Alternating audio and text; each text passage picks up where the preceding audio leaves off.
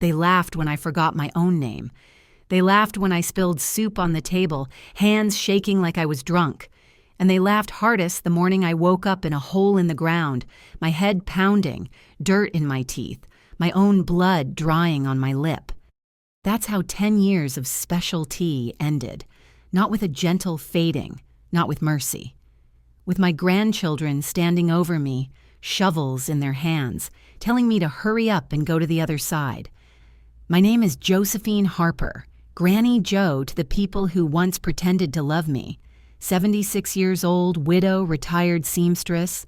My house sits on the corner of Willow Lane, a clapboard relic with peeling paint and rose bushes that bloom too early and die too fast. I'd once called it home. Now I know it was a cage, painted by memories, rusted by betrayal. It started small, the way poison always does. "Here, Grandma, drink this. Helps you sleep," they'd say. My granddaughters giggled as they set the chipped blue cup beside my chair. Sweet, herbal, harmless. I trusted them because that's what grandmothers are supposed to do. Trust, smile, be grateful. But every morning after, I woke up blank, a gap. My body sore in strange places, dirt under my fingernails, mud streaked on my nightgown, my pillow tossed in the garden like it had run away from me, and always the laughter. Whispers in the kitchen, phone screens lighting up in the dark, text alerts buzzing. I knew my name was the joke of their group chats. "You lose your mind again, Granny." "Must have been wandering." "Senile old bat." I pretended not to hear, pretended to forget because they wanted me to, but I remembered enough.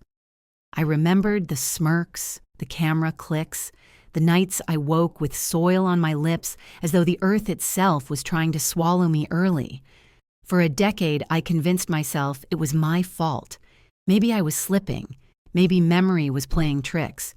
It's easier to blame yourself than to admit the people you raised could enjoy dismantling you piece by piece. But that morning, the last morning, the lie broke. I came to on my back, the sun sharp in my eyes. Cold soil clung to my skin. The air smelled of iron and rot. I blinked until shapes sharpened. My grandson, Ethan, leaning on a shovel like it was a baseball bat. His sister, Melanie, holding her phone high, recording me as if my last breath would make a fine clip for her collection. "Dig faster, Granny," Ethan sneered. "You always liked gardening, right?" Melanie snorted. "Hurry up and go to the other side. We've got plans tonight." I tried to speak. My tongue was thick, my throat raw.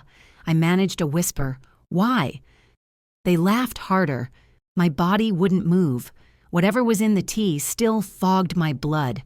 I couldn't even lift my hand to shield my face from the clumps of dirt they tossed casually down, sprinkling me like seasoning. And then, silence. A creak from across the fence. A sound no one noticed except me. My neighbor, Mr. Alcott, had opened his curtains. A man in his 80s who rarely left his house, who lived behind yellowing blinds and stacks of newspapers.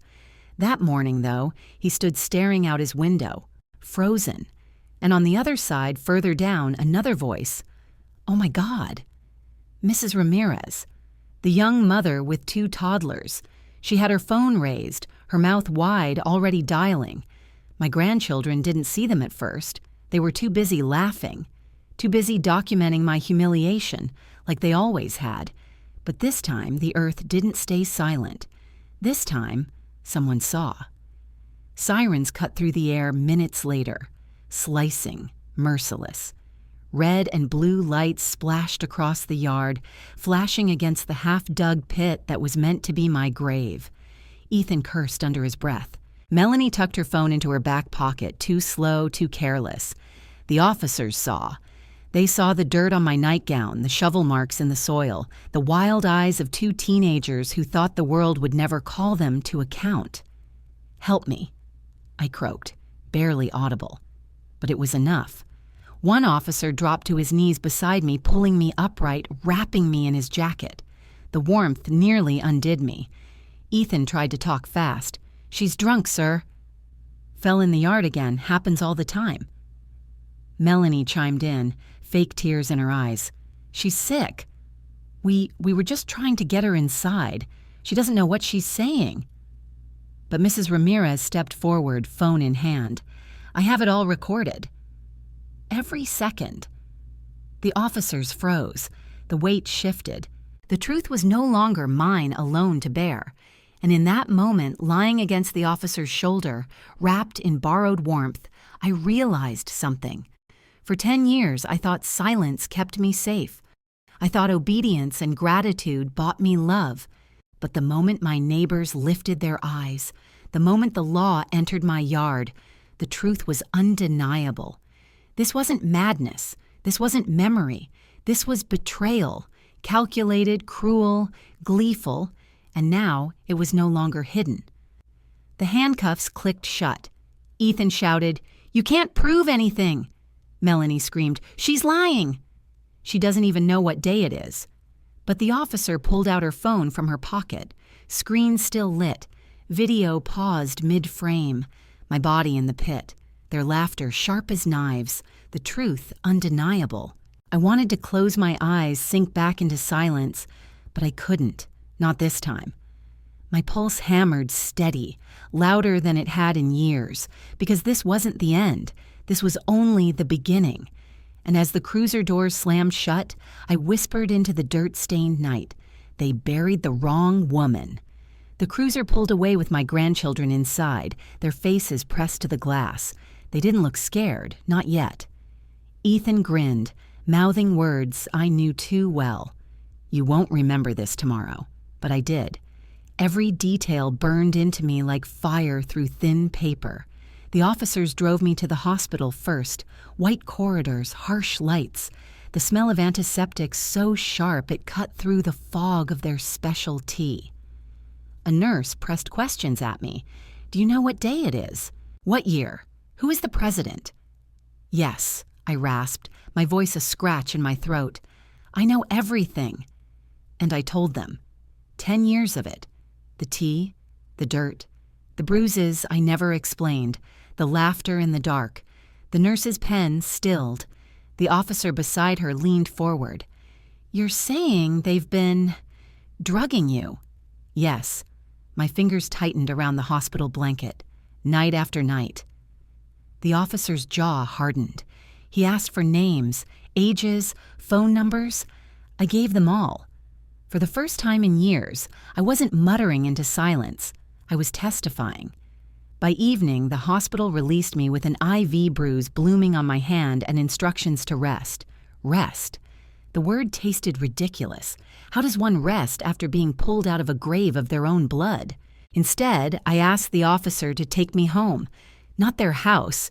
Not the one my grandchildren claimed like vultures circling a carcass. My home. The one my husband and I bought 40 years ago, when the roses were new and I still had strength in my arms to dig the soil myself. The officer hesitated. "Ma'am, are you sure?" The investigation. "I'm sure." My voice was sharp, steel wrapped in paper. The porch groaned under my steps when I returned. The roses bent low, thirsty. Their petals brushed against my arm like a reminder. We're still here. Inside, the air smelled wrong. Sweet, chemical, stale. The tea they brewed for me lingered in the walls. I opened the cabinets and saw the canisters lined neatly, each labeled harmlessly. Chamomile, mint, lavender. But my eyes caught the difference.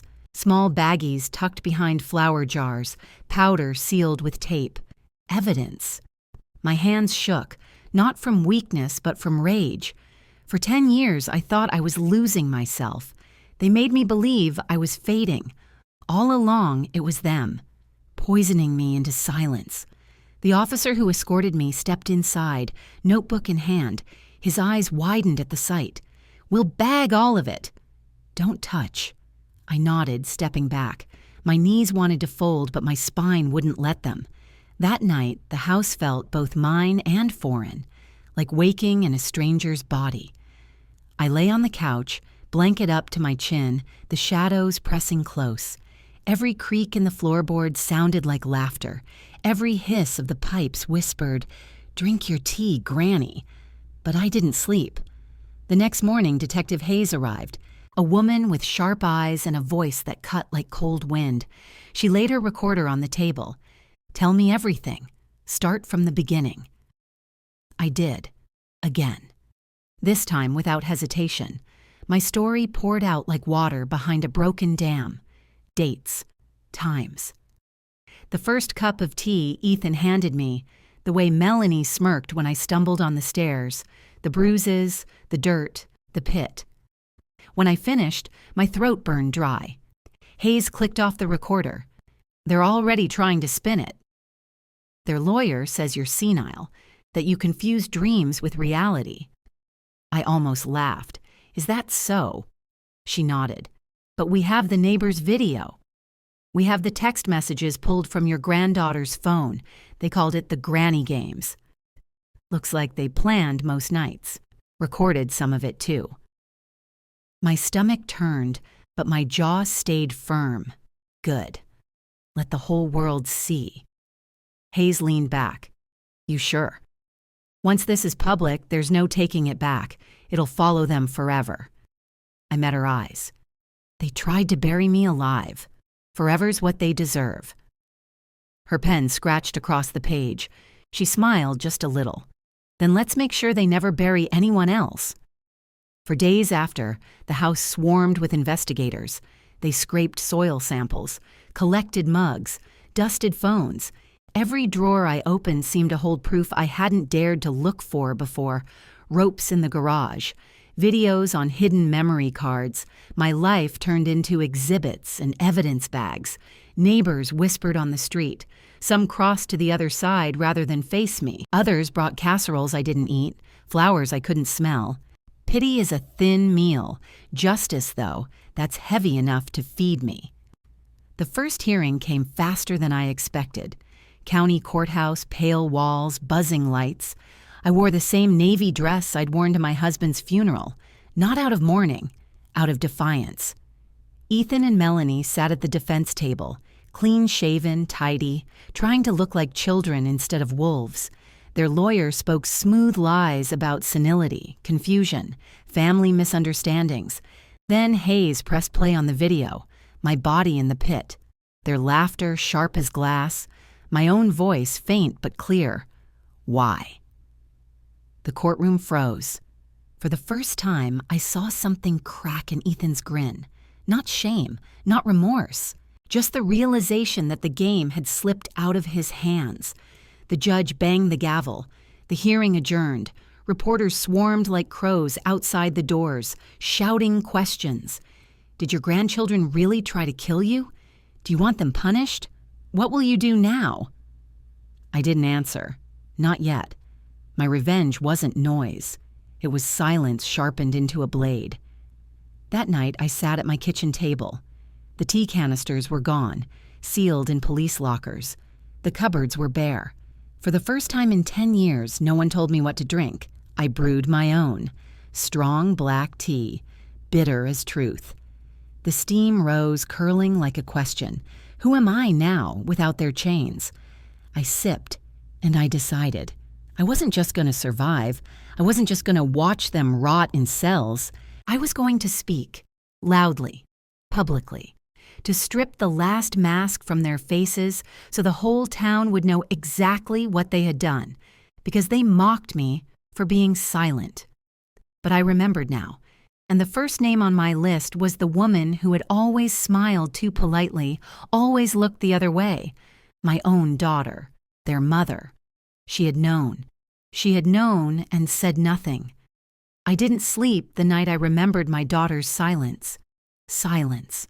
Sharp as a blade, heavy as dirt. For 10 years she watched me stagger, bruise, forget.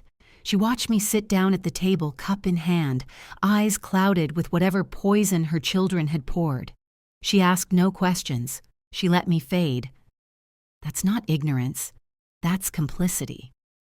The next morning, I called her. My voice was steady, almost casual. "Claire, come by the house." A pause. Too long. Then her tight little voice. "Now isn't a good time, Mom." I smiled to myself. "Make it good. I'll be waiting."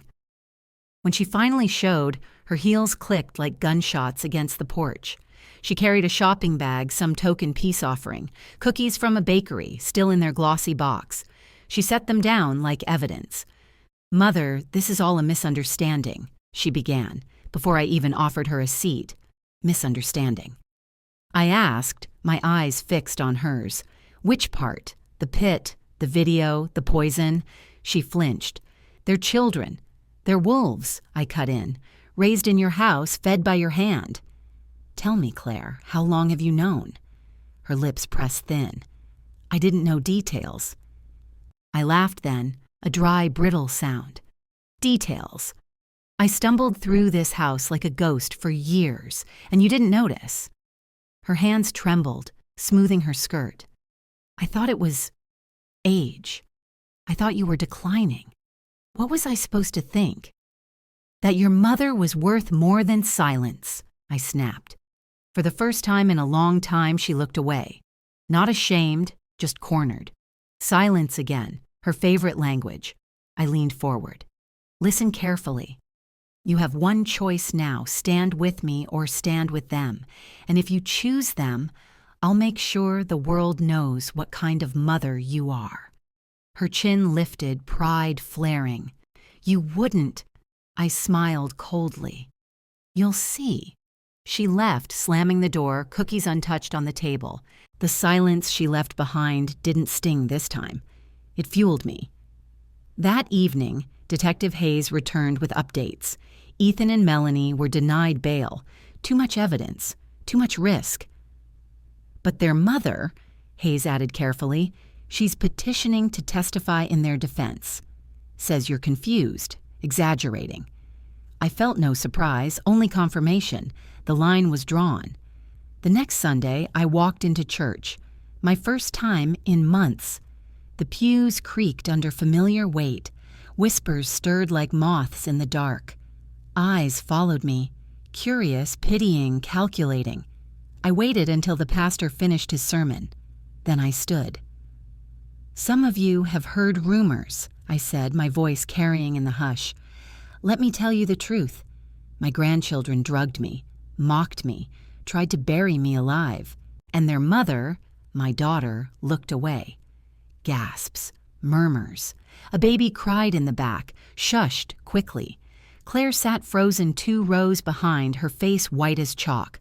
I continued, calm as stone. "The police have the evidence. The neighbors have the recordings. The court will have its trial. But I will have my voice. No more silence." Then I sat. The whispers rose like a storm. Claire rushed out before the benediction, her heels clicking fast this time. She didn't look back. The next day, my phone rang nonstop.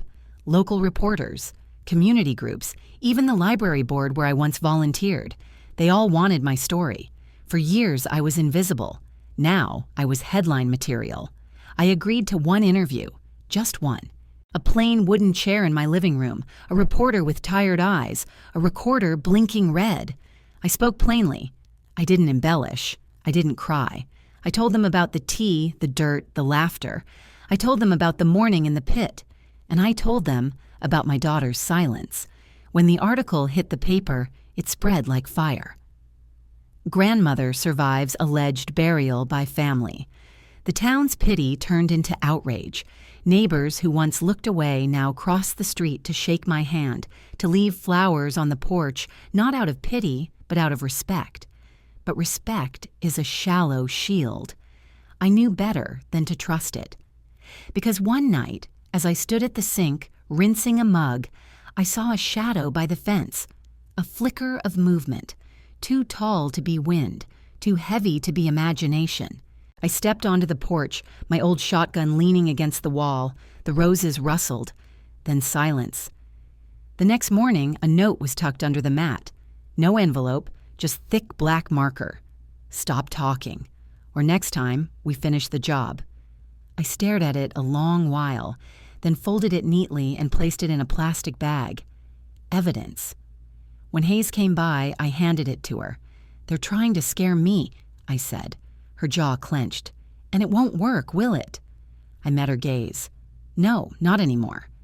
But inside, as night fell and the house creaked, I felt the old fear creeping back. The fear of being alone, of being laughed at, of waking up in dirt. Yet this time, fear didn't make me silent. It made me louder. I called the reporter again. "One more interview," I said, this time on camera. Because if they wanted to silence me, they'd have to do it in front of the whole world. The camera light was too bright. It washed the lines of my face into ridges of shadow, every wrinkle a headline. The reporter asked me to smile. I didn't. I told the story again. Not softer, not sweeter, just sharper. The tea, the pit, the laughter, the silence of my daughter, the note left on my porch. "This is not a family misunderstanding," I said, staring straight into the lens. "This is cruelty, and if I can survive it, I will expose it." When the segment aired, the town split in two. Some people rallied, calls to the police, letters to the editor, casseroles left at my door that I still didn't touch. Others sneered behind curtains. "She's making it up. She's enjoying the attention. She's ruining her own family." But the worst came from my daughter. Claire appeared on local radio 2 days later, her voice pitched high and trembling. "My mother's confused. She's been unwell for years. My children would never harm her. She's weaponizing her grief." Weaponizing. The word slashed like a blade. I sat in my kitchen, listening to her voice echo through the old radio. I gripped the edge of the table until my knuckles whitened. She was protecting them. Still. Even after the video, even after the police reports, even after the handcuffs. That night, someone threw a stone through my window. The glass shattered across the floor. On the stone, a scrap of paper taped tight. Liar. The police took it as more evidence, but evidence doesn't keep out the wind howling through a broken pane. Detective Hayes came the next morning, her expression colder than usual. "We're putting a patrol on your street, Mrs. Harper. Until the trial, you're a target." I nodded, sweeping up the glass. "Let them watch. Let the whole town watch." But I felt it. The shift. It wasn't just my grandchildren anymore. It was my daughter, her friends, her whispers turning into weapons. People I'd baked pies for, mended clothes for, were suddenly crossing the street when I approached. At church, the pew behind me sat empty. In the market, conversations hushed when I walked past. Isolation again, not from poison this time, but from gossip. One evening, I found a flyer stuck under my wiper blade, a smear piece printed in cheap ink. Elderly woman invents story to cover memory loss. Family torn apart by lies. No signature, but I knew the source. Claire had money for a printer, and friends desperate to believe her children weren't monsters. I carried the flyer inside, pinned it to my fridge with a magnet shaped like a rose. A reminder. They wanted me erased. Again. But erasure had already failed once. That night, the house creaked louder. A board groaned outside. My hand reached automatically for the shotgun. I pulled back the curtain just enough to see a figure slip away into the dark. They were testing me, pushing, waiting for me to retreat, to swallow my voice. Instead, I called the reporter again. This time, I asked for something bigger. A live town hall, cameras, microphones. No editing, no polite trimming of truth. When the night came, I stood on the stage in the community center, the same hall where I once sewed costumes for school plays. Rows of faces stared back, neighbors, strangers, reporters with pens ready. Claire sat in the back, arms folded tight, her lips pressed in a thin white line. I spoke. Not trembling, not apologizing. I spoke about the years of fog, the laughter in the walls, the mourning in the pit. I spoke about the silence of people who saw and did nothing. "You call it family," I said, my voice steady in the microphone. "I call it attempted murder." The crowd buzzed like bees. Reporters scribbled, cameras flashed, and then shouting from the back. Claire's voice, sharp as glass. "She's delusional.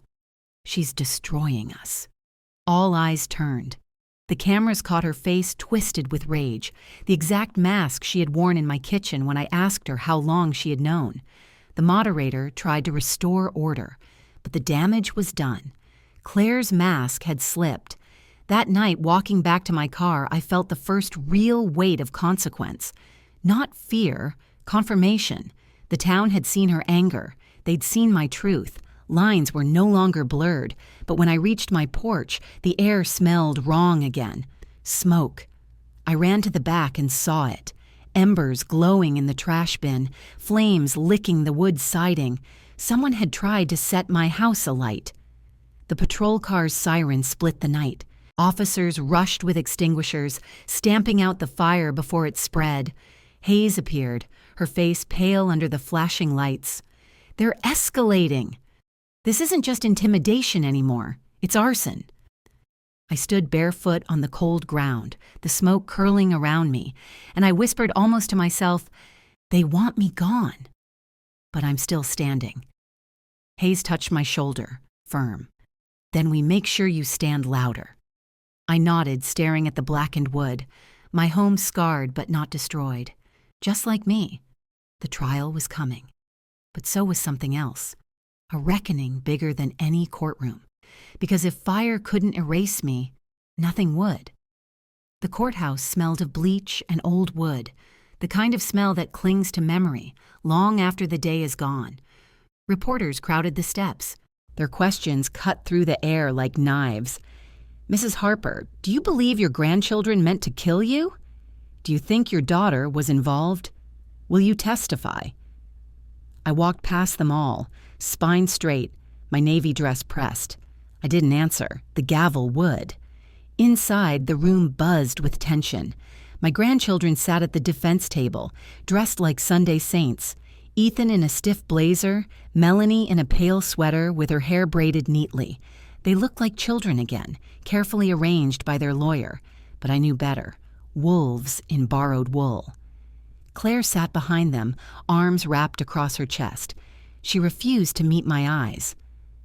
The judge entered. The trial began. The prosecutor's voice was crisp. "Your Honor, this case is not about senility, confusion, or family quarrels. It is about cruelty, intent, and attempted murder." Then the evidence began. First, the video. Played on a large screen for the whole court to see. My body in the pit, dirt on my skin. Ethan's voice laughing. "Dig faster, Granny." Melanie's voice cold. "Hurry up and go to the other side." The courtroom gasped. Reporters scribbled furiously. Claire lowered her head. For once, she didn't shout. Next came the texts, pulled straight from Melanie's phone. Group messages labeled Granny Games.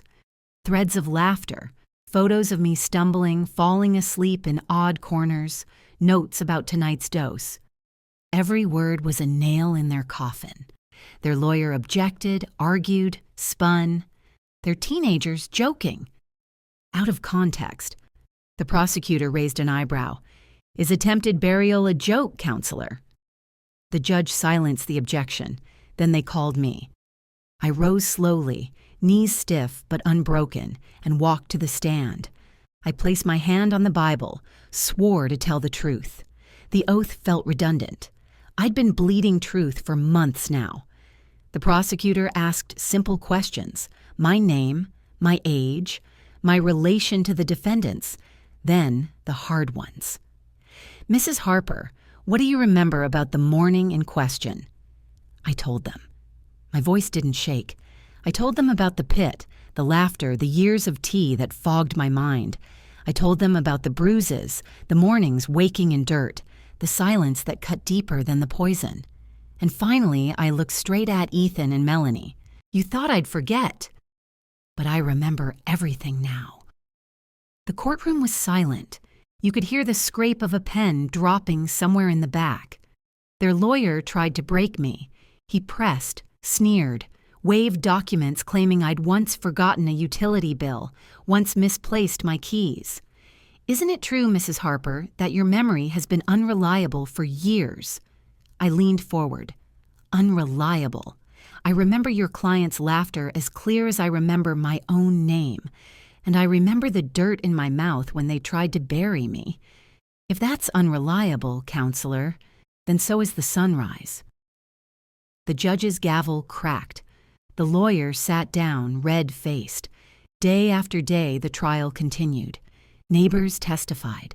Mr. Alcott, trembling, admitted he'd seen them dragging me across the yard. Mrs. Ramirez's video played again and again. The defense grew thinner with each hour. Jokes, misunderstandings, confusion. They melted under the weight of evidence. But the sharpest moment came when the prosecutor asked about Claire. Mrs. Harper, did your daughter ever acknowledge what was happening to you? I paused. My chest ached. But I spoke. No, she stayed silent. For years. She chose her children over the truth, and that silence nearly killed me. Gasps swept the room. Claire's face went pale. She finally looked at me then, her eyes wide, shining, not with remorse, but with fury. The judge called for order, but the damage was done. My words hung heavy in the air.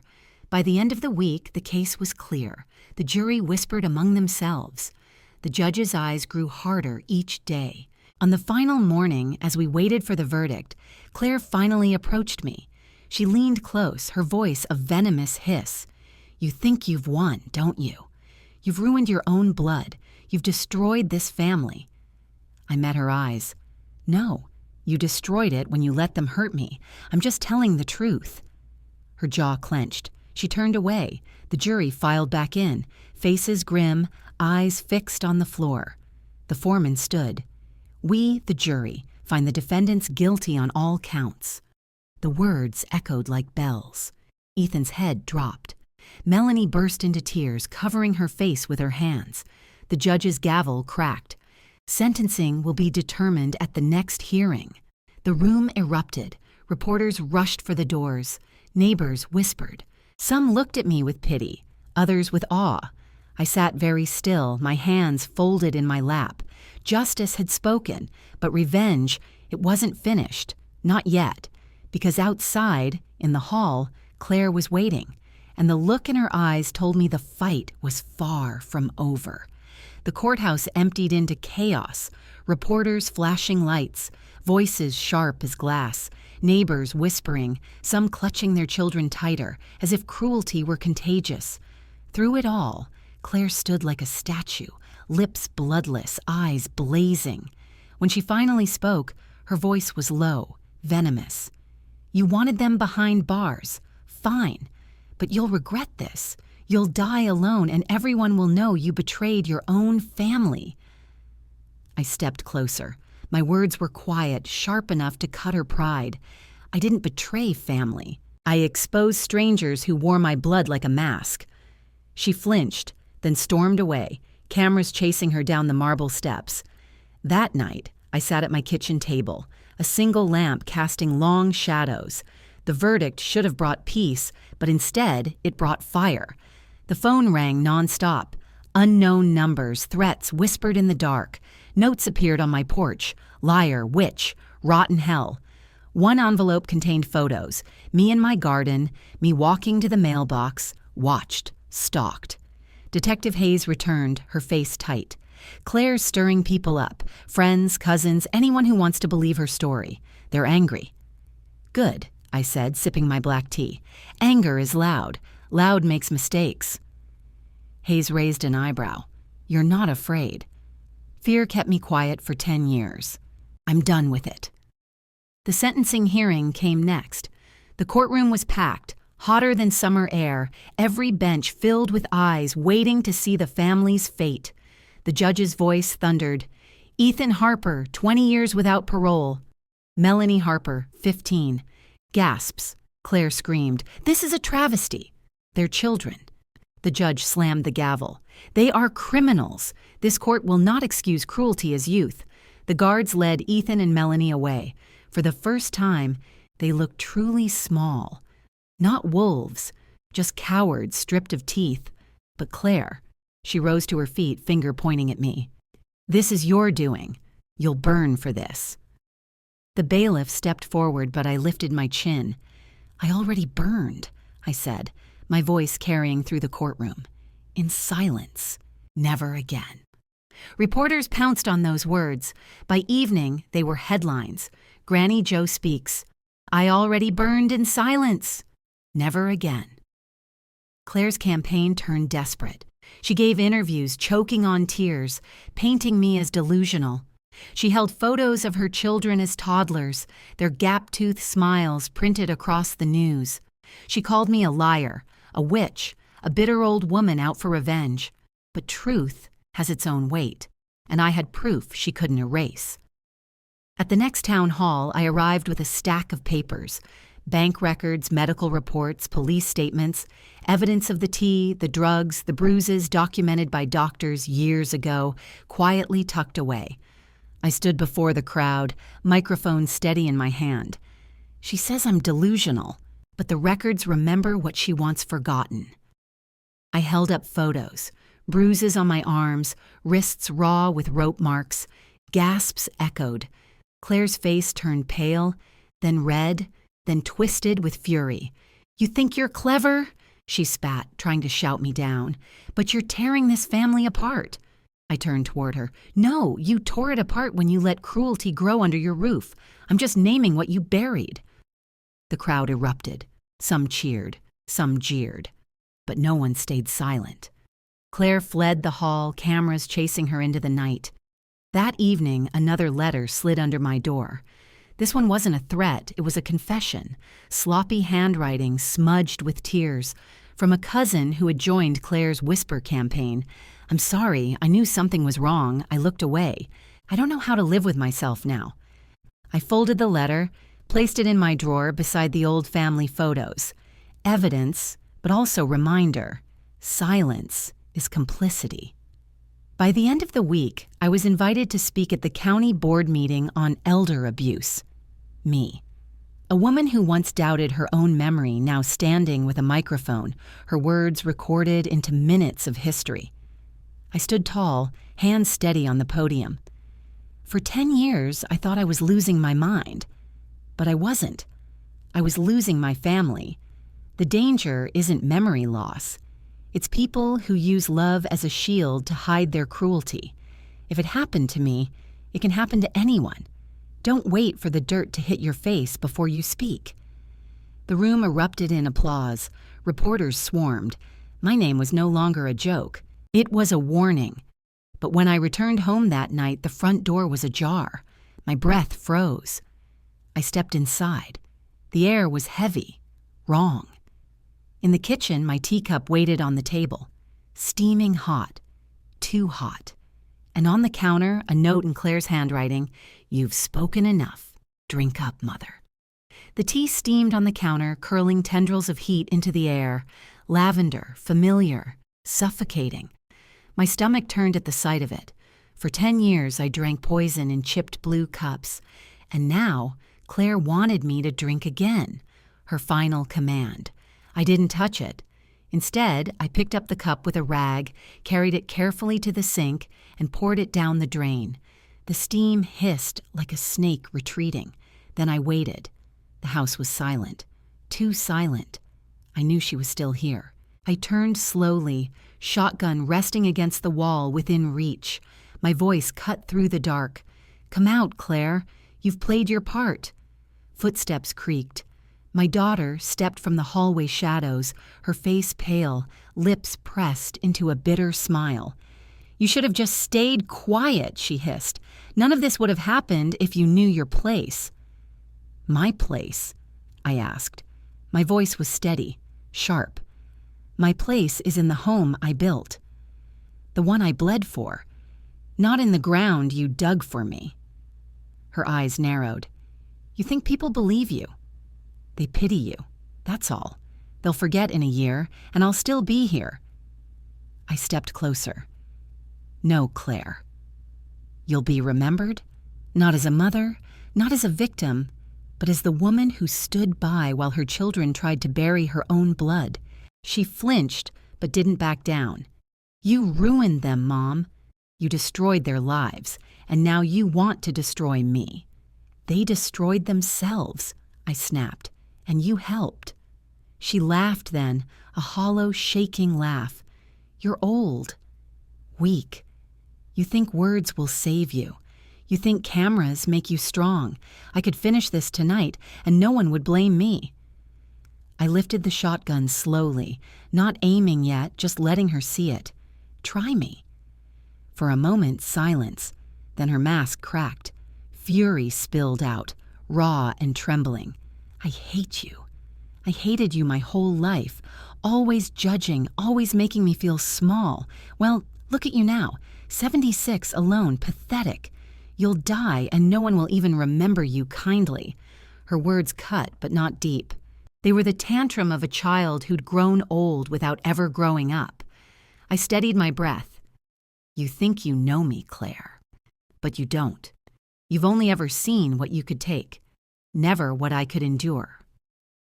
I reached behind me, pulled out the small recorder Detective Hayes had given me days earlier. I pressed play. Claire's voice filled the kitchen, her own confession, captured from the moment she stepped out of the shadows. You should have stayed quiet. I could finish this tonight and no one would blame me.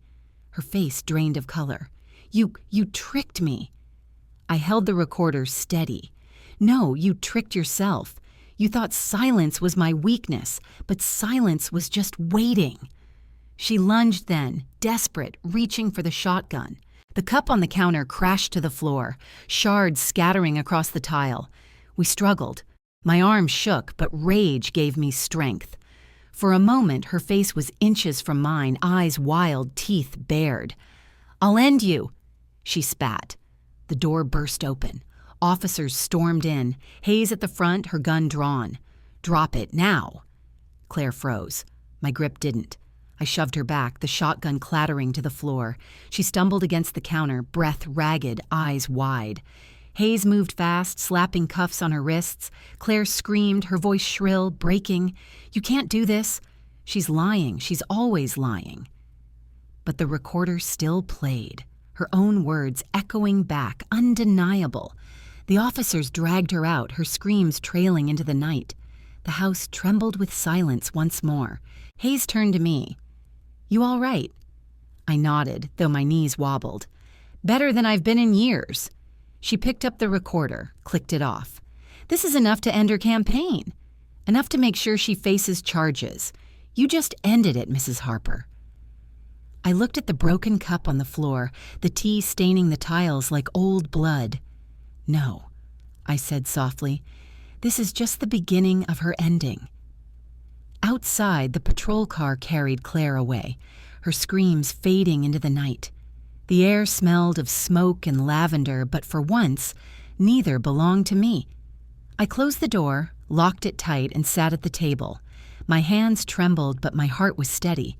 For 10 years, I thought the worst thing was silence. But I was wrong.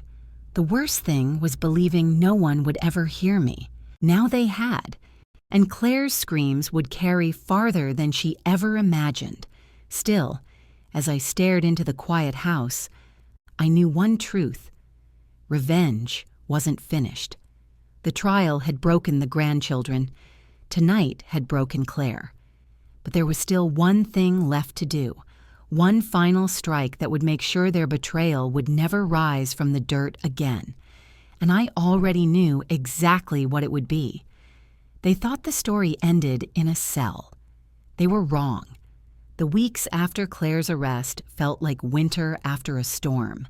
Everything bright and cold, edges sharp. The town had seen too much to shrug it off. People who once pretended not to notice knocked on my door, now not with casseroles, but with questions. How did you remember? Who helped you? What should we do if we see it happening next door?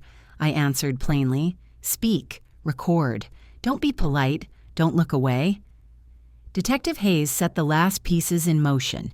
Claire faced charges for intimidation, tampering with evidence, and attempted poisoning. The prosecutor added new counts after the recorder from my kitchen turned up a thread of late-night calls where Claire coached the children to lie. Her lawyer tried to argue desperation.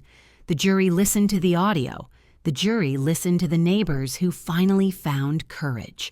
The morning the final sentence came, I stood at my kitchen window watching the parade of ordinary life. A mail carrier with a cart, Mr. Alcott planting yet another pot of something resilient on his stoop, kids biking with helmets too big for their heads. The world had not exploded. It had merely readjusted. Justice had its own quiet pace. In court, Claire received a sentence that matched her crimes: probation, mandatory counseling, community service at the county elder center, and a court order barring her from my house and immediate vicinity. There were tears, not the kind she used to wring from cameras, but small, genuine ones that seemed to surprise her. I did not soften. I could not. How do you forgive a woman who watched you drown and turned to film it? My grandchildren's appeals were denied. They would do time and, for the first years of their sentences, face the full weight of what they had done. It wasn't vengeance so much as consequence, a word I liked because it sounded like a door finally closing behind a bad choice. But the law was only the scaffolding. I wanted the truth cemented into the town's memory. I wanted safeguards that wouldn't disappear with headlines. So I did something I'd promised myself I would never do. I used what was left of the life I'd built: the house, the small savings Jake and I had tucked away, the social threads I'd mended over decades, and I built a place that couldn't be corrupted by silence. I placed the deed in a trust, not for Claire, not for the children. I set up a nonprofit, a tiny one to begin with, called the Willow Harbor Project. Its mission was simple: temporary shelter, legal aid, and safe reporting for elders who suspected abuse. A hotline, volunteers to check on lonely neighbors, workshops at the community center on recognizing emotional exploitation. I sat with attorneys and counselors and chose names, real, practical names, not the kind that sound like charity brochures, but fade with winter. People asked why I would give up a house that had been mine for 40 years. I looked at the roses out back, petals browned and brave. Because, I said, I refused to live where silence taught cruelty. They nodded because they were tired of pretending. Family always meant safety. The ribbon-cutting day was beneath a sky too bright for my old eyes. Kids I'd never met ran around the yard while volunteers arranged folding chairs. Mr. Alcott wheeled himself up the ramp, hat in hand, and Mrs. Ramirez brought coffee that smelled like courage. Claire did not come.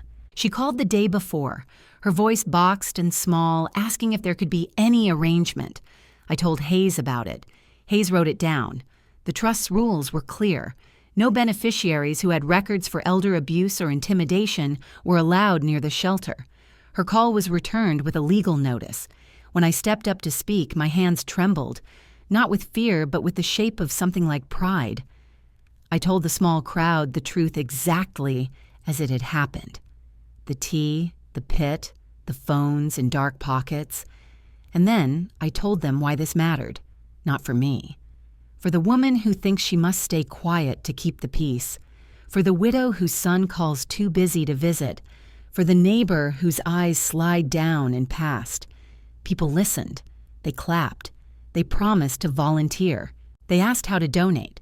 I handed the volunteer sheet to a woman in a paint-streaked sweatshirt who said she'd been lonely for months and wanted to do something useful.